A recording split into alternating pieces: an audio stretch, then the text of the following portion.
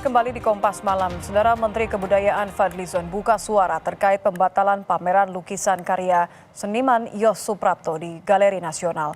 Menteri Kebudayaan mengatakan soal pembatalan ini karena kurator menilai ada lukisan yang tidak sesuai dengan tema kedaulatan pangan. Fadlizon membantah ada upaya pemberedelan terhadap lukisan karya Yos Suprapto, melainkan murni karena kurator mundur dari pameran sehingga pameran tak dapat dilanjutkan. Galeri Nasional merupakan institusi pemerintah yang saat ini berada di bawah Kementerian Kebudayaan.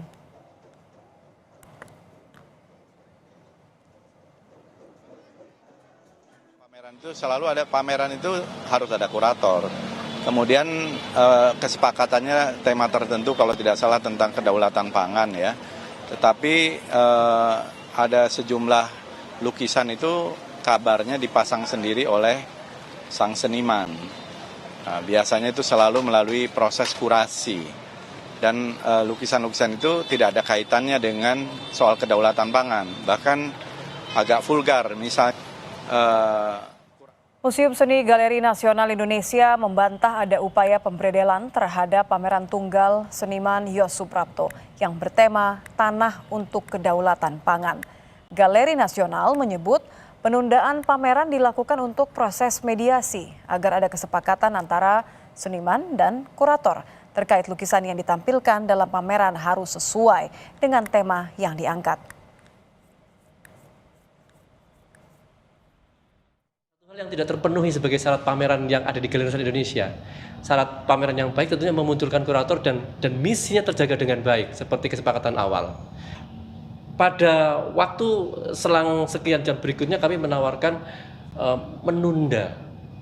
Menunda itu artinya bukan pemberedelan, bukan pemberangusan atau melarang. Menunda pembukaan dan pelaksanaan pamerannya. Pameran tetap dilaksanakan, menunda dengan syarat silakan dibenahin dulu komunikasi dengan kurator, diperbarui karena Seniman Yos Suprapto menjelaskan ia harus memasang lukisannya sendiri karena kurator tak hadir saat waktu pemasangan lukisan seperti yang telah disepakati. Yos menyebut kurator hadir saat pameran lukisan hampir siap dibuka untuk publik. Ia menjelaskan sejumlah karya lukisan yang tidak disetujui untuk dipasang sebelumnya sudah melewati proses riset sehingga dinilai tetap sesuai dengan tema kedaulatan pangan yang diangkat.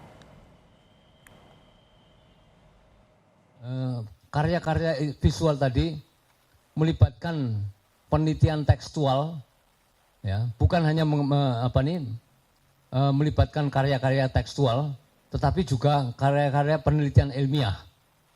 Nah, ini hasil penelitian ilmiah tersebut saya rangkum sedemikian rupa untuk dijadikan solusi dari masalah-masalah sosial yang kita hadapi terutama di sektor pangan.